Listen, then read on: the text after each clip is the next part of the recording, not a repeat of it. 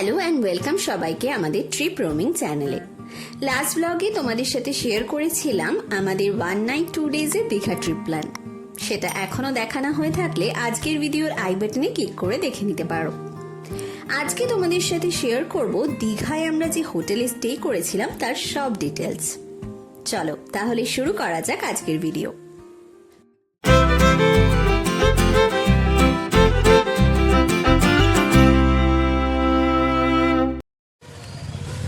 1 night 2 ডেজের Digha ট্রিপের আমাদের ঠিকানা যেখানে আমরা থেকেছি সেটা হচ্ছে ইউথ হোস্টেল। আমার পেছনেই দেখতে পাচ্ছ, এটা হচ্ছে নিউ দীঘাতে রয়েছে।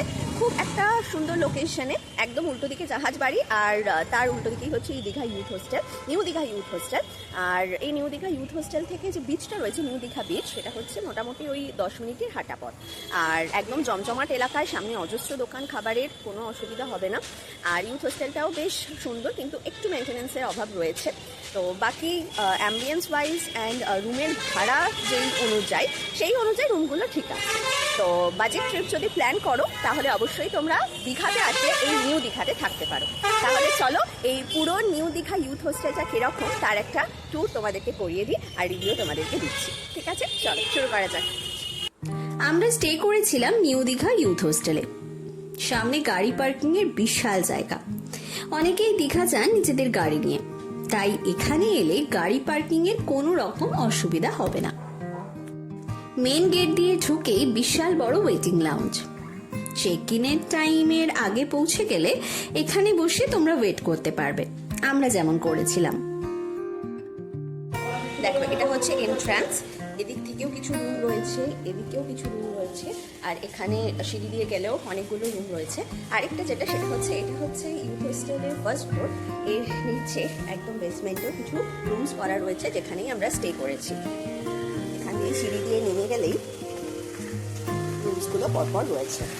এদিকেও যাওয়া যায়, আর অন্যদিকেও আরেকটা রাস্তা রয়েছে, সেগুলোও তোমাদের দেখাচ্ছি।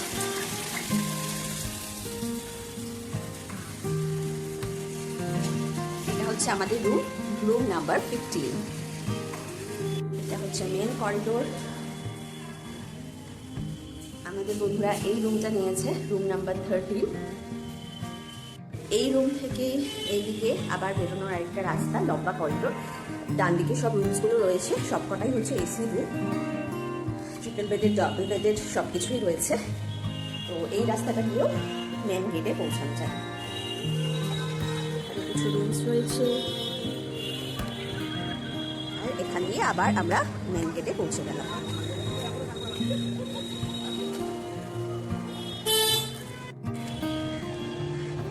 1 নাইট 2 ডেজের জন্য দীঘা এসেছি, আর দীঘা এসে আমরা স্টে করেছি এই নিউ দীঘা ইউথ হোস্টেলে। এখন সেই হোস্টেলেরই টেরিসে দাঁড়িয়ে আছি, বিশাল বড় টেরিস আর বেশ সুন্দর।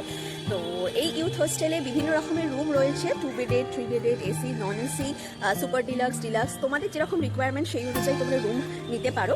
তো এখানে আমরা যেহেতু গ্রুপ মেম্বার 6 জন, সেই জন্য 3 বেডেড এসি রুম নিয়েছি। সেই রুমের ভিউ আর তার সাথে সাথে এই পুরো হোস্টেলটা, মানে হোটেল যাই বলি না কেন, সেটা তোমাদেরকে দেখিয়ে দিচ্ছি। চলো,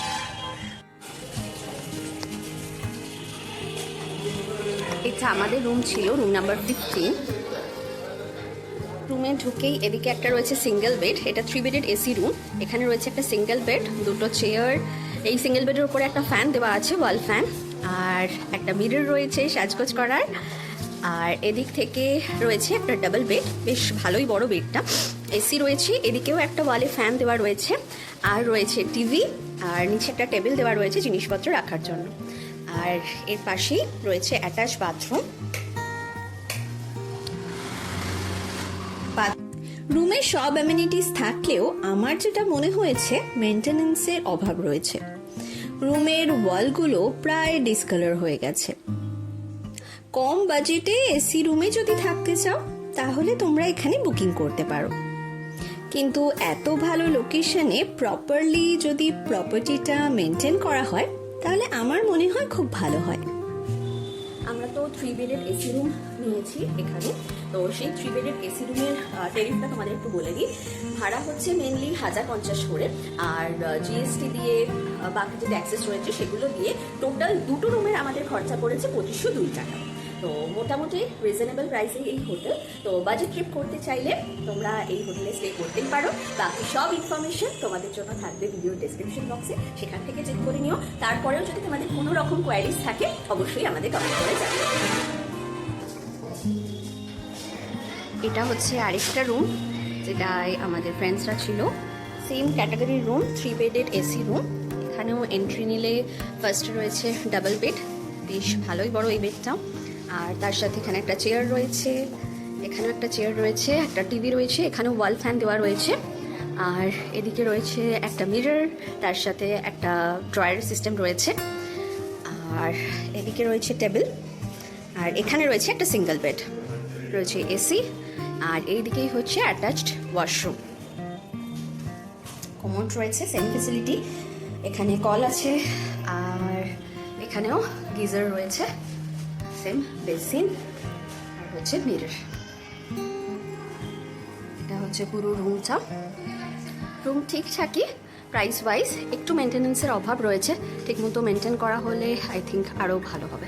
আর রুমের একটা যেটা খুব ভালো দিক দেখলাম, অসংখ্য প্লাগ পয়েন্ট রয়েছে, তাই চার্জ করতে কোনো রকম অসুবিধা হবে না ফোন, এটা একটা ভালো দিক।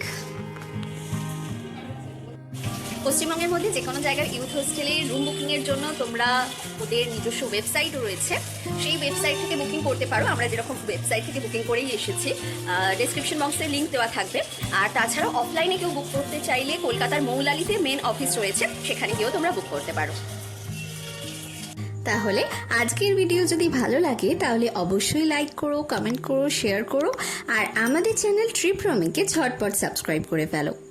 চলো, তোমাদের সাথে আবার দেখা হচ্ছে নেক্সট ব্লগে।